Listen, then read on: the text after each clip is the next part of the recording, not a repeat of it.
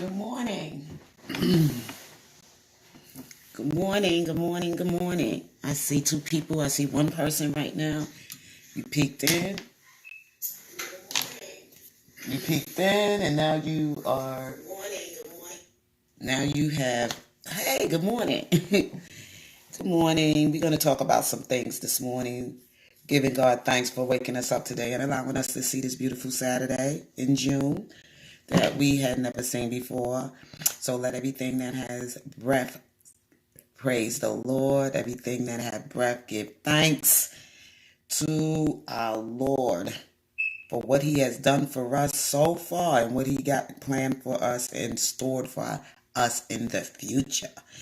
Yes, we always got to give God thanks. We can't just say we woke up on our own because God didn't have to wake us up this morning. We could have been laid out and went to sleep last night and never woke up. That happens. I done lost two childhood friends that went to sleep and they never woke up again, and their loved ones found them sleeping, thought they were sleeping, and found them and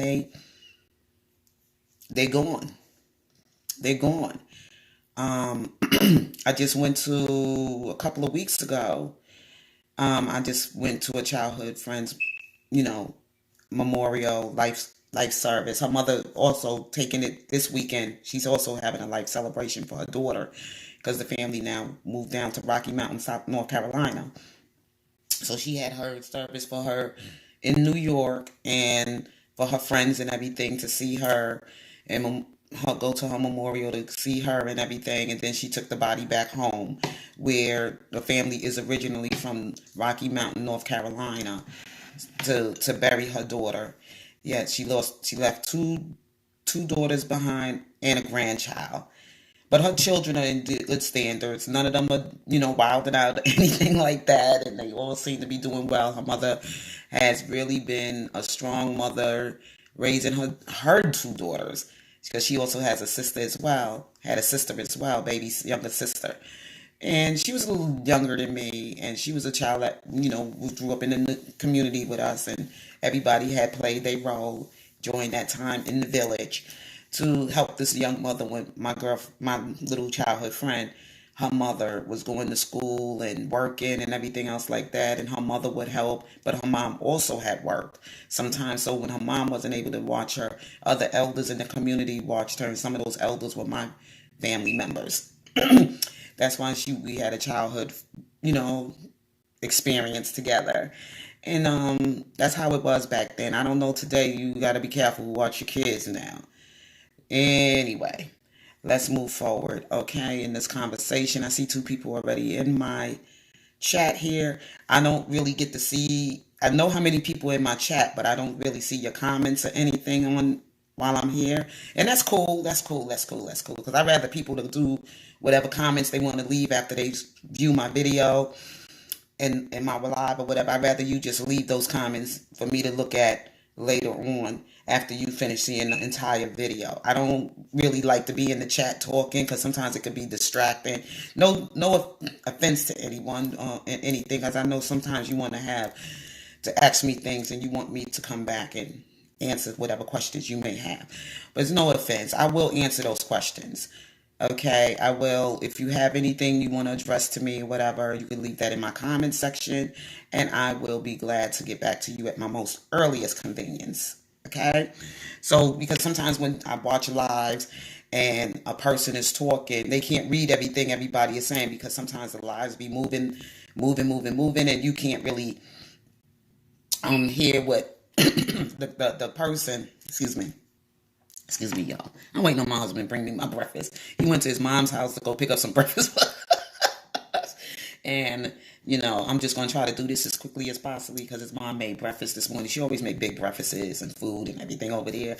And I cook at home too, but I don't feel like cooking this morning. I'm tired. I'm worn out. I went to get my hair, reset yesterday. As you can see, I went to get my hair reset and get my eyebrows all cleaned up because it was raining. It was like pouring out raining. But I said, I'm still going out there to get my hair done because I don't feel like getting up today, going to rush and go get my hair done, my nails done. Only thing I have to do right now is a pedicure. I just need to do a pedicure. I didn't do a pedicure. I only did my manicure.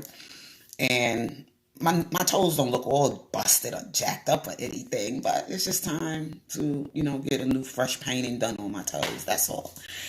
Yeah, so as I was saying and everything, I wanted to just talk about some things like as us Robert Sylvester Kelly supporters, and we're gonna talk about other things as well. But I just wanted to talk about us first. I want to come to address things with us first to examine ourselves about the things we do here as being people in support of him. And I know everyone, some people have good intentions and they don't really want to do anything to harm Robert Sylvester Kelly's trial. They don't want to harm him in any kind of way. They just want to get this thing done and over with, and whatever information they want to share, they just want to share it, share it, share it, share it, share it. But some things we have to sometimes, before we put it out there in the public eyes to see it coming from the team of Robert Sylvester Kelly, we have to be careful. Like the devil play tricks sometimes. So we have to really be careful of some of the things we do share to the public discussing Robert Sylvester Kelly's trial. We have to not put everything out there. The devil could be very tricky, because some of the things I've been seeing and I've been looking at, because I myself was going to be an attorney, a lawyer. I was going to go in the military. I wanted to go there and study and get the GI Bill or whatever. And I wanted to study to be an attorney, and I wanted to be an attorney, a defense attorney. That's what I wanted to study. So when I did not go to college to do that, and I didn't go in the military, instead I took another turn. I didn't say I took that turn. God just took me off that path and put me on something else that he wanted me to do. So then that's when I met up with my ex-husband, and that's when I got married to him. And then I went and I studied finance, because that's what my ex-husband studied. And my ex-husband said, I don't think military is for you right now or something. Not saying that he did it he may have done it out of his own, selfish, whatever, being that he was a lot older than I was, and he was from a different culture than I was from, and he saw a lot of things going on in my home life and things that was going on with me as a young woman who was just coming out of high school. So he actually had to help me take another route with planning for my future and my education and everything else. And he made it very clear to me, baby.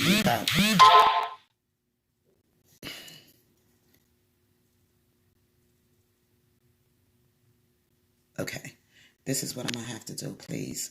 I'm going to have to do this because this is going to be an interruption. Family going to start calling in the morning and interrupting my live. So okay.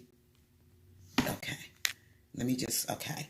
Anyway, so, things like that has happened. And, I was kind of, I was a little younger, but I was having some issues going on in my personal home life and things and stuff at the time when I met my ex-husband. So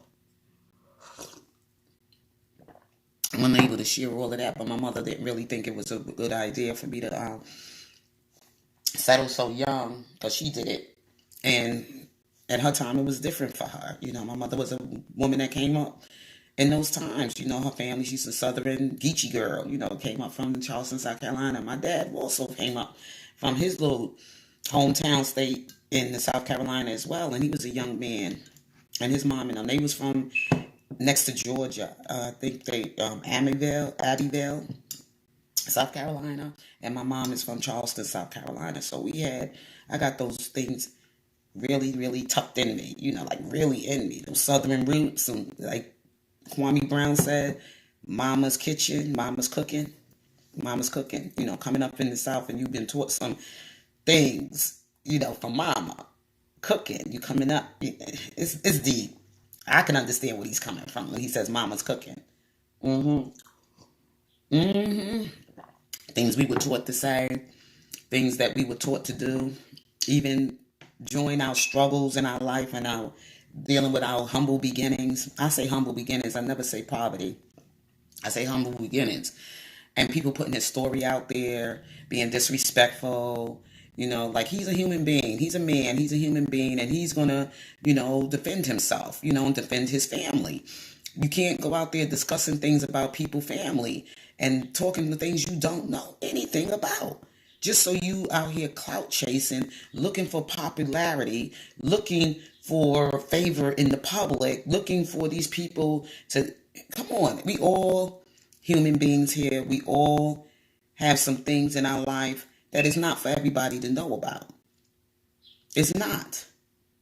So he has every right to express the way he feels about what these people have done to him and how they have done it.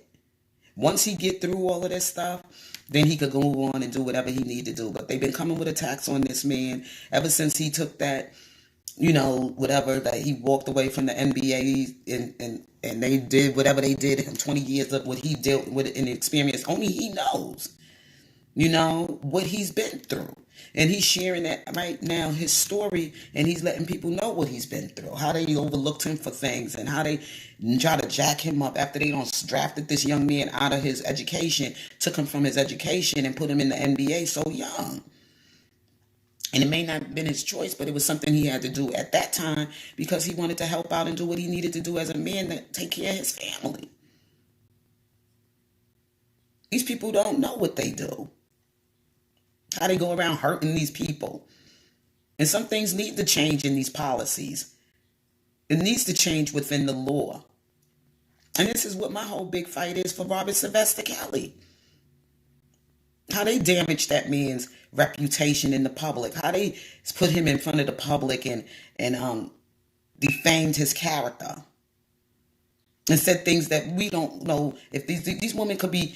I'm not saying Robert Sylvester Kelly is perfect. I'm not saying that he had not or may not have done certain things, but some things he did sit on Gayle King platform and he admitted. I didn't do anything that was illegal. I wasn't with women that were illegal to be with. And then they try to get him to bring up stuff about his last trial and they leave that behind. That stuff is over and done when he was already acquitted. So let's move on. Ever since then, what has he done now? Now, he explained these men put their daughters in his face. These men put these daughters on the stage with him and left them with him and all this other stuff. So he was telling the truth. Go back and re-examine that interview. Then you don't see nobody there. There's no defense attorney, his attorney sitting there while he's doing this interview. Someone should have been legally there counseling him. Or they should have not allowed the interview to go on. Because he could have said stuff that could come against his trial. Come against him in his trial. How they said this, I said they should just throw this whole thing out. Period. That's the way I feel about this trial. But it's more than just Robert Sylvester Kelly. They used those young women to do what they did. They set them up the way they did. And only one right now, I think, has been standing truly by his side, and that's Joycelyn. I'm sorry. And her father coming on there looking like he coming out of the grave somewhere. Somebody just posted a video. I said, that man looked like he looked like the Walking Dead. But anyway, moving on. People don't understand things until it happens to them. Some wicked folks out here. They hide behind internets and screens and they don't taking shots at you and saying bad things about you. Don't even know you. They just jump on the bandwagon with things that just hurt people. Because they live in a miserable life behind them. And I want to also, while I'm having this discussion, I want to say thank you to Lene. I think I have an idea who you are. But beautiful, beautiful little message. She incognito. She left me and to apologize. And I apologize to her as well. Some experience that she went through in her life and she was going through something and she wanted to share that with somebody and the person didn't, to me, I just feel the person didn't work best in her favor. The way they shared her story of what she went through and she was looking for somebody to outlet is dealing with what she went through in her life. And I apologize to you too as well, Lene. If you're out there and you see this video, I apologize, sweetie. I never meant to come at you at that time the way I did, but you was defending someone who's offended a lot of people and was hurting people and didn't know they were hurting people. Maybe they didn't know they were hurting people. Well, this is just, they just got that stuff in them so deep. And, but, I forgive them as well. But I'm just saying, we got to be careful the way we attack people's spirit and the way we attack people's hearts out here. And they going through some difficult moment in their life, or they've been through a tragic experience like I have. I shared that in one of my videos when I came in defense for Kevin Terrell, when they were coming for him, and someplace I didn't feel, I really didn't. When God called your heart to do something, you just got to do it. And I just didn't think it was fair that they would do something like that to him. And even though they were feeling like they were losing battles, so they wanted to get hit really below the belt and get real dirty and grimy, and they wanted to just like pull out, put other people who went through this tragic experience and use this family or whatever. And we don't know all the details. We don't know what really happened behind all of that. We can't go and try to hurt people because we getting our butt kicked. So we gonna get real grimy and dirty and put stuff. Just don't do stuff like that, because they pulled your cover and they let people know who you really was, and you wasn't the person that was out here saying you was here for your brother or whoever you said you was related to, and you was doing other stuff. So they pulled your cover. So you want to get dirty and grimy. So we already seen what Kevin Terrell put out there and said, but that's all done and over with. It's over, because everybody was saying stuff back then. He wasn't the only one. He was just saying what everybody else was saying. That's why you can't follow the crowd. Yeah, come on with my food. I'm hungry. You just can't follow the crowd. You have to examine yourself. And you got to be sometimes able to listen and slow to speak. Can't jump in and everybody battle and fight for people and don't really know what they did to that person to make that person come for them the way they did. Like I went off last week. A lot of people don't really know what went on behind the scene. A lot of people, no matter if I come tell my story, they come tell their story. But let them come forward and tell their story, tell their side, what they did. Okay. And I told them, you defending somebody who ain't been out there for you. When attacks were made against you about other people, they ain't come and take your side. They ain't come and defend you. And you don't even wonder why some people are coming at you the way they coming at you. Because sometimes people do some real stuff. They can sit in your face and on here, on this internet, YouTube thing, be smiling and giggling and ha ha ha, and you think they down with you. And behind your back, they got somebody else out there to do their dirty work for them, to come and say what they too punk to say to you. So you got to be careful. How sometimes people play these games and being two-faced or 1,000 faces. People tell me a lot of stuff about some of these other bloggers. But you know what?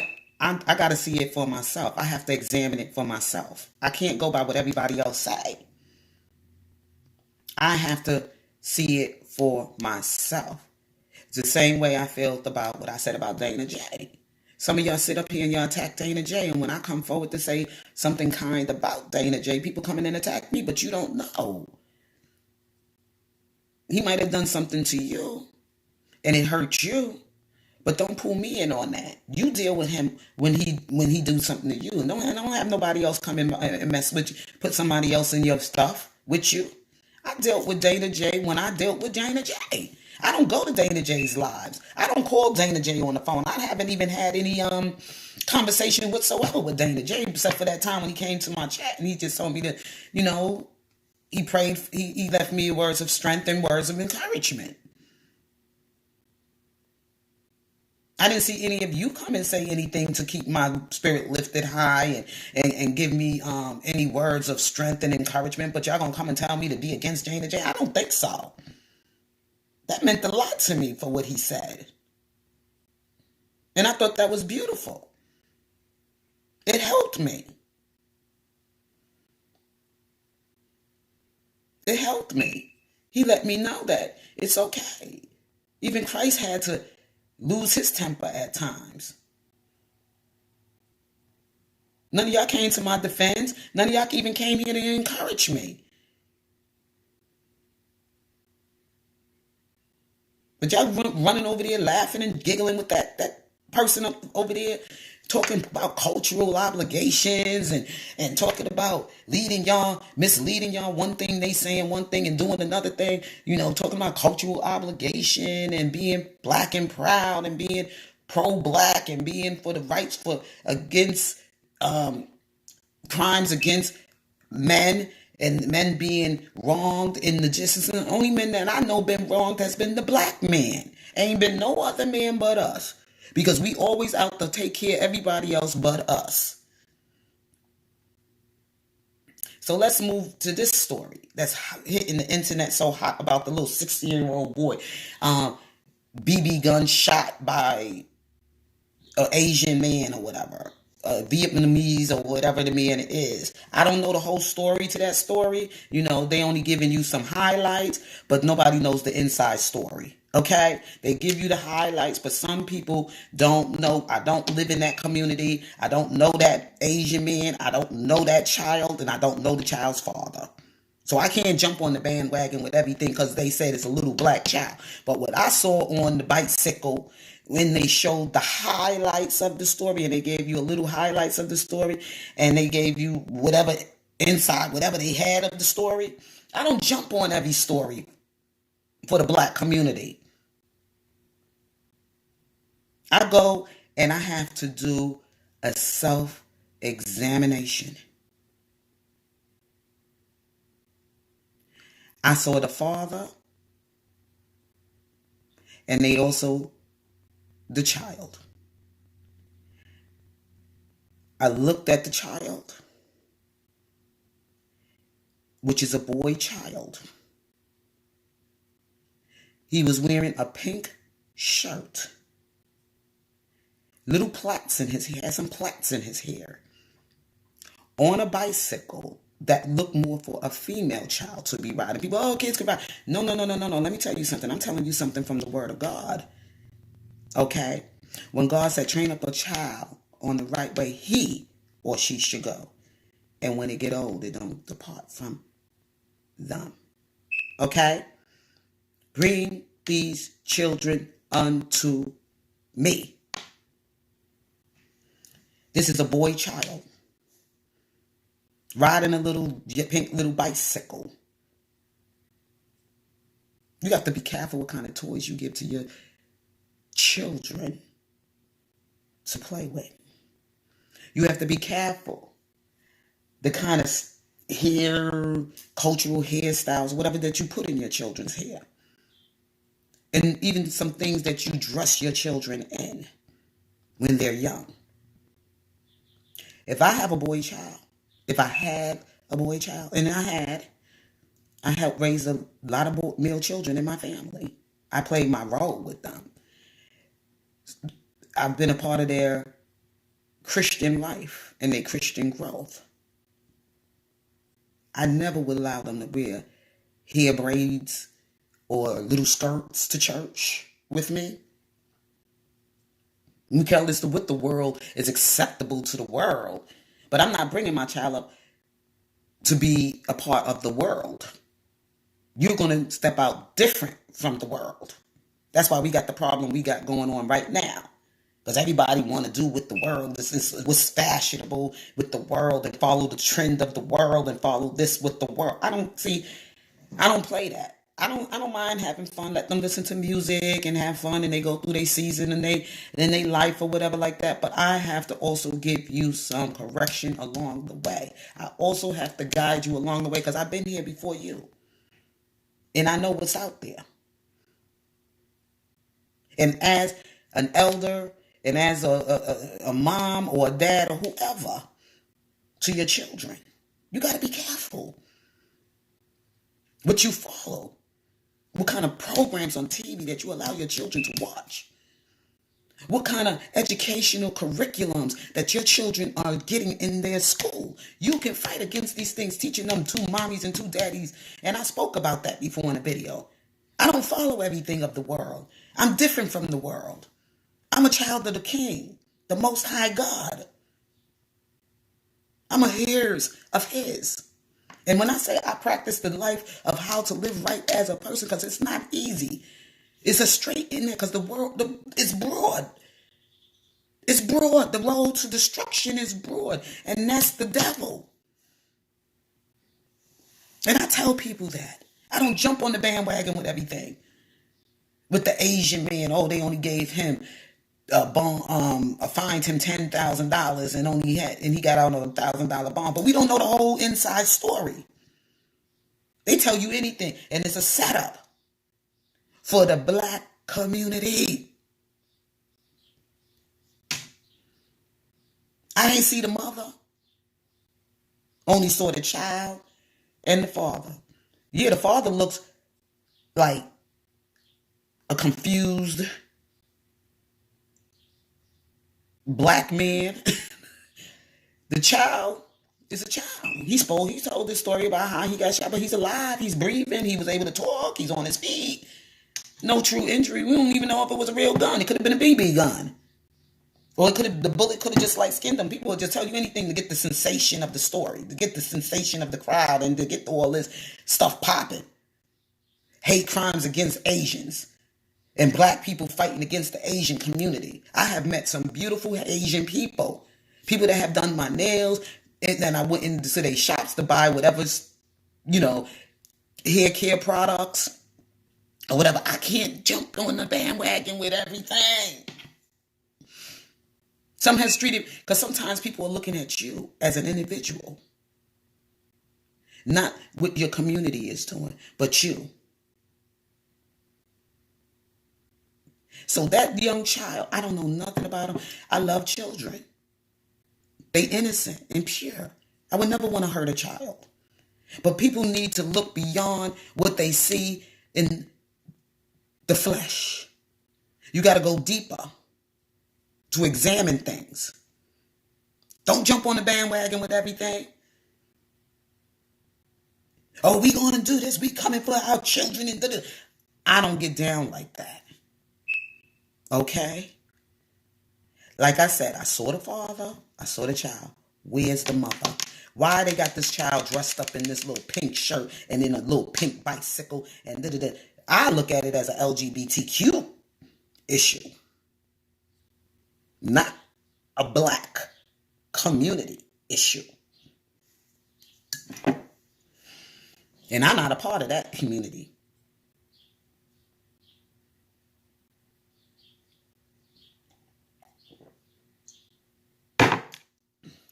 So black people got to wake up and really start examining things very closely. Don't just you see the flesh, the color of the skin, and you jump on and make a story and say, oh, the Asians are killing us, and the Asians don't hate us. They hate us, and they don't hate all of us. Because they sure ain't hating on me. And I go in any Asian shop and treated better than some black folks treat me. I don't jump on the bandwagon with everything. But yes, I believe in my people. And I love my people.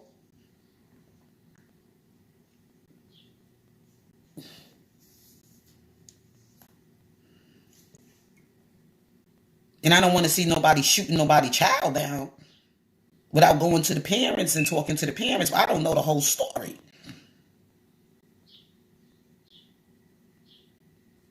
Of what happened for this young little boy to be riding his or playing outside and he was shot. And then you notice they didn't even show you the whole community of people. All I seen was, I seen everything from a distance. I didn't see everything close up. And he said, this is a videotape of all that took place. I don't know the whole story. I wasn't there. You got to closely examine things before you jump in the fight with it and get yourself all jacked up and get hurt. It was a movie I saw when I was a child. And I don't remember who took me to see this movie. Maybe it was one of my older brothers or sisters took me to this movie. I was very young, but it was called The Omen. That was a deep movie. I look back at it, and I saw it when I was a child, but I had nightmares for days watching that movie. I had nightmares, I'm serious. Because it wasn't a movie for a child my age to see at the time that it was. And I saw it a few years later on TV, and I watched it as I grew older.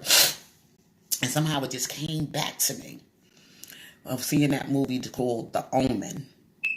And in that movie, it's about this little child that this governor, he was somebody, a governor or somebody, he adopted. Him and his wife adopted, but the child had a demon. The child was a demon, okay?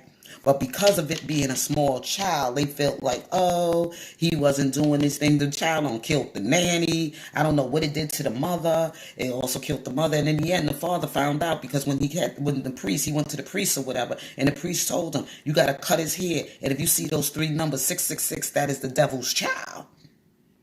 See, nobody knew Damon was an evil. He was the devil. He was the devil. But he came disguising himself as a little child.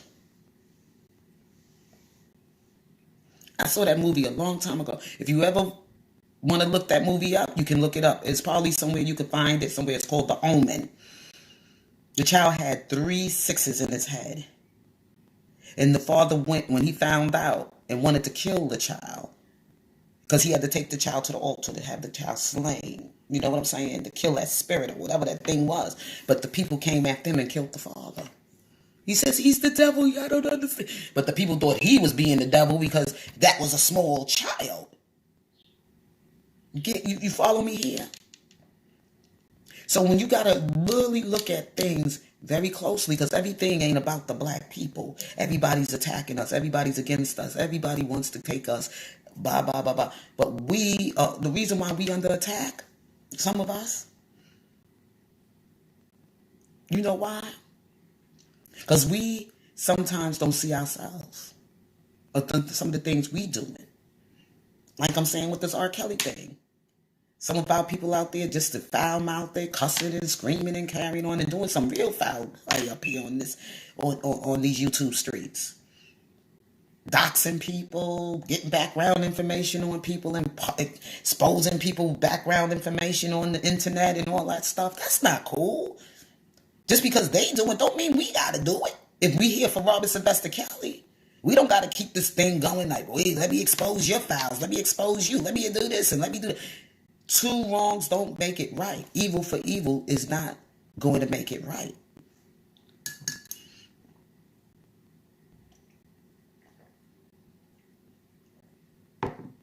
It doesn't make it right. This man, come on with my food. I'm just saying. So before we get into this rah on coming for the Asian community or whatever, black people need to just like step up on their game. Period. We got great leaders in our community. No, I don't agree with everything Dr. Umar says, but there are some things I'm 100% for that he's trying to do in building schools with us being the head and not the tail. We control our own curriculums in our schools of what we want to teach to our children. We don't need to keep putting them on all these drugs because they having some learning delays or whatever. We don't have to keep doing that just so we could get a check from the government. The lazy, easy way. That your child may have some problems that he is struggling with and he can't keep up with his group. He having some delays there, developmental delays. Something going on in his cognitive. See, I was an educator, but I taught at the elementary level, not at the high school, middle school, whatever level.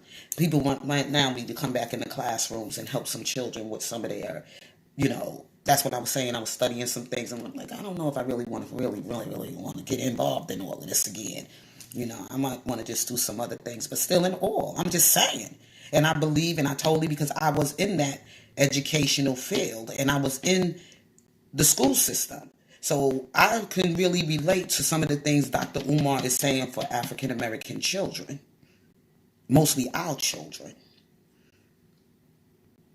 I could relate to some of the things Kwame Brown is bringing out about the NBA corporation and the things they do to these athletes and with their money, and also not giving them fair recognition. So I can agree on both of these brothers. But I'm not trying to get them in my fight with R. Kelly. I'm just sharing some of the things that they're going through in their battle, in their fight. But we want to drag them in our mess and get them all jacked up into that. Let them deal with their battles over there and people over there that they got their team, and let us deal with us. Let us deal with what we got to deal with Robert Sylvester Kelly. Some of us over here doing all this research, placing some things about, talking things about the trial and about, legal stuff that's going on, like pulling up documents and putting them on in the on the public, because it's out there in the public don't mean you need to be putting it out here to the public. You understand what I'm saying? See how the double play games? Let that be for the paralegals that working for the attorneys, and discuss that off the scene. Or if you do find information, send that information to his attorneys, not here on YouTube. Because what you're doing is not in favor of Robert Sylvester Kelly. And that is something I agree with Sharon Winbush. It's not going to help him. It's not in favor for Robert Sylvester Kelly. It's more going to work against Robert Sylvester Kelly. Because what you're doing is giving information for the prosecutors to examine, not for the defendant. Why do you think Steve Greenberg, now he did his stuff too.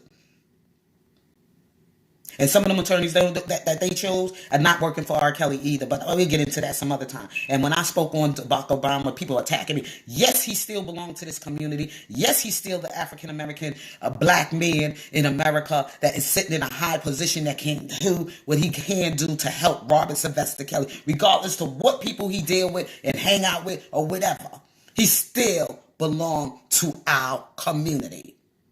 But the thing is that y'all never took the chance out to sit down and write to our president, the ex-president. He's still my president in some kind of way. Yes, he is. He's a black man. He been up there. He know what they doing. He know what laws they making up there in Congress and everything. Yes. But we have to address it. And address it in the right order and conduct. That he can do what he can do to help Robert Sylvester Kelly. And he's also been an attorney. And so has Michelle. Oh, they still an attorney? Yes, they still an attorney. Yes. Nobody addressed them. Y'all run into Trump. Y'all run into the white man. Y'all run into all the white presidents. But y'all did not come to Barack Obama with your issues. You didn't address it to Congress, black Congress, the NAACP. All our people are there. Whether they like R. Kelly or not. We voted for them to be in the positions they are. And when you vote for people and you put them in position like that, you are to address the issues to them that you're having for black people in America. And one man can't do it alone.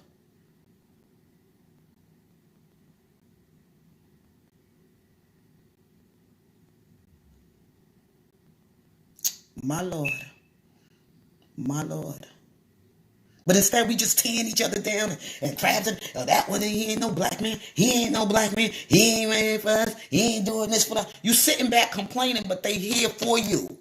You have to address it to them, not to President Biden and all. They don't give a damn about no black girls and no black men and the issues we got.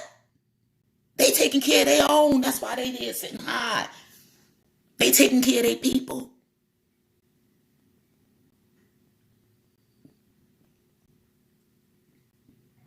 and letting y'all just keep going at each other, tearing each other down, and even some of your black politicians and your leaders, but you're not addressing these issues to them in the right conduct. One man or woman cannot do it alone. It takes us all together in the community and be proactive with it. I'm not going to stay much longer, guys. I just wanted to come here and just talk about these things today, because some of us are just as ignorant. I'm just a nobody.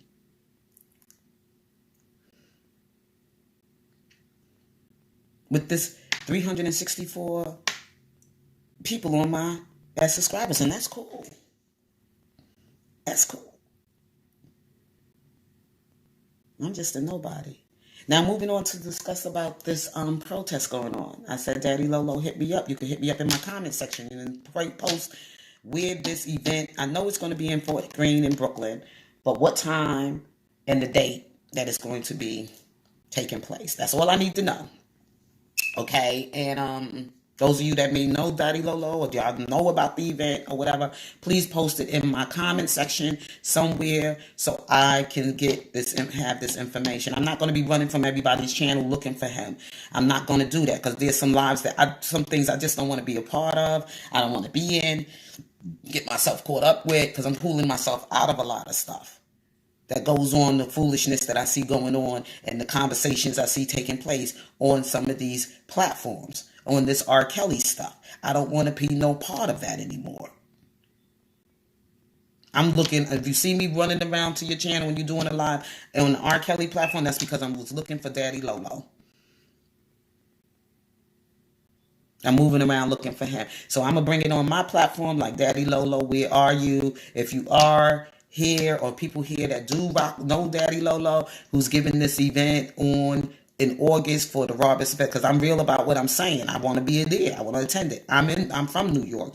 I can navigate that city. I don't know I'm not from Chicago. My family lived in Chicago. My sister was married. Her husband lived in Chicago. She lived in Chicago, but my sister don't live in Chicago, but her husband family is out there in Chicago. But her husband is deceased now.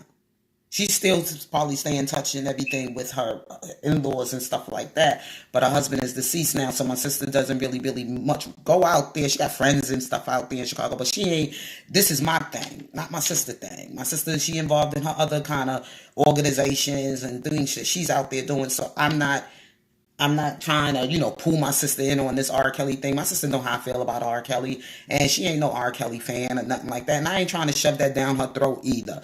She do what she do. She enjoy doing what she doing in her organizations that they out there doing. And I'm not trying to get my sister in my mess with R. Kelly. I'm an R. Kelly supporter. I'm the ride and die fan for Robert Sylvester Kelly. Not my sister, not my brother, not my mother, not my father, not anybody else, but it's me, oh Lord. Standing in the need of prayer for this brother, Robert Sylvester Kelly. And that's it. And this is my life, not theirs. Okay? I'm just putting it out there. So people be like, oh, they got their family members dragging them into this stuff. Then my family don't have to come and rock with me with this because you are my family right now. You are my family right now. Like Christ told those people, oh, your brother and your sister. Who's my mother and who's my father? My brother. Right now, we are Robert Sylvester Kelly's family. You see? So, it is what it is. We ain't his family through blood or nothing, like some of us may not be. I don't know. But I know we his family right now, fighting for him right now for his human rights and his free and him to have his due process rights and his freedom and whatever, and a fair trial when that time comes. So anyway, y'all, your girl Casey McDaniel, I am going to have to leave right now. I'm going to have to call my husband and see what he's doing, or I have to roll out and go get him myself because I'm waiting on my breakfast because I'm hungry. I've been waiting for a minute now. So anyway, y'all, I love you all. You all have a blessed and wonderful weekend. And if God's willing, I'll probably be back with you all. So love and peace.